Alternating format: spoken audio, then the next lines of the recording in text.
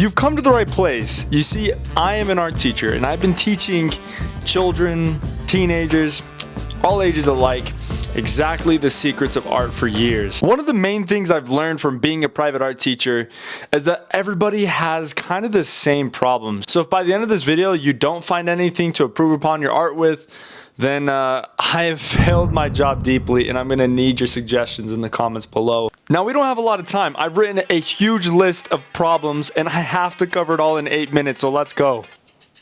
Number 1, you are underbaked. Skills/style takes time, and honestly, it's not gonna come overnight. Funny enough, I partly understand this more from myself. I've beat myself up over the years so much that part of that that's more of something I've learned from myself and not from the students. Over the years, I've learned that I just beat myself up. I compare myself a lot to other artists and other people in general. Even like with YouTube, my videos to me are never going to be of good quality. I always kind of hate them a little bit. But the thing is, you're doing something that is completely unique. It's coming from you. You gotta learn to stop hating what you produce. You're creating something that is unique to you, and it's going to help somebody. So why not share? Why not feel confident in your abilities? You're just gonna get better over time, so keep pushing through. Number 2, don't think, just do.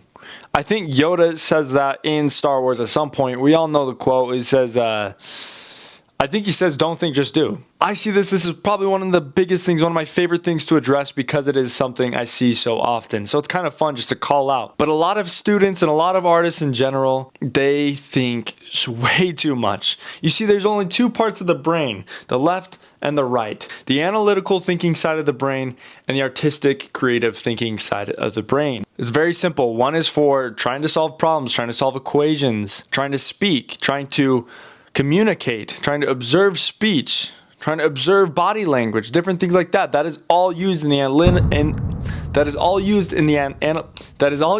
analytical thinking side of the brain. Now, drawing, painting, telling a story, listening to a story, all of those different things is used in the creative thinking side of the brain. So oftentimes, if we think too much about how do I get this shape, or if you're thinking too much, you're speaking to yourself saying, okay, now I'm drawing a nose, you're automatically switching yourself in the left side of the brain. Therefore, your progression is halted completely. Most people don't know that, and that's why most people really struggle with art. And that's why most people always say the same thing. All I can draw is a stick figure. Thinking is for math. Be like the waves, continuously moving. Believe me, guys, you can fix things later. Number 3, stop shading like this. Start shading like this.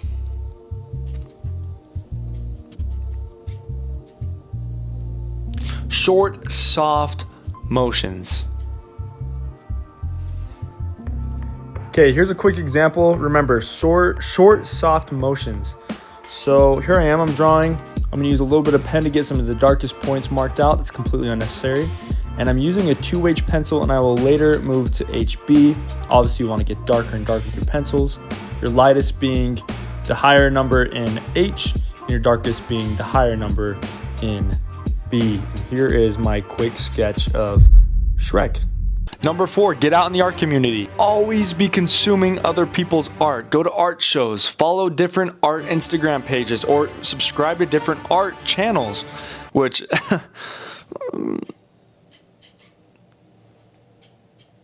I mean, I'm not trying to suggest anything. You thought it first. I didn't even have to say anything. But you can subscribe if you want. Hit the bell icon too so you don't miss any other videos. Art book, art Facebook groups, art community groups. You want to inspire and feed your soul. Number 5, keep your mind positive. It's so simple, but maybe this is the hippie in me. Maybe I'm a little bit hippieistic for this, and you don't have to agree with this. There is a little bit of science in here. But did you know that looking at art activates a part of the brain only used when meditating?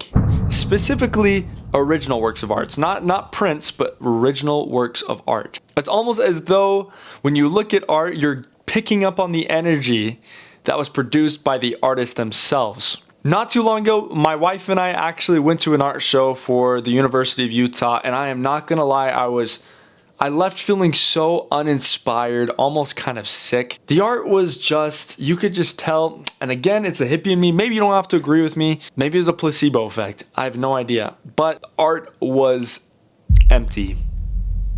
And you could definitely feel it. You could feel the mindset of the creator as they created. And some of it, you would just have to be there.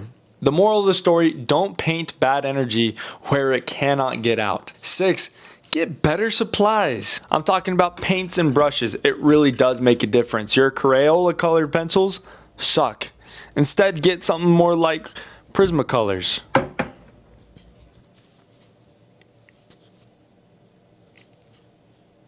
Or if you're gonna get acrylics, I know it's expensive, but it is 100% worth it. Utrecht or Golden. Those are the only 2 brands I'll use. Winsor Newton, not the best. If you're here on a budget, I would go for the brand called Meeden.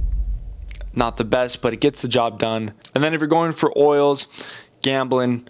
See me, I don't have a lot of crazy experience with oils, but Gamblin to me has been very, very effective. That or Winsor Newton. But of course, experiment, test out a couple of different products if you got the time and the money.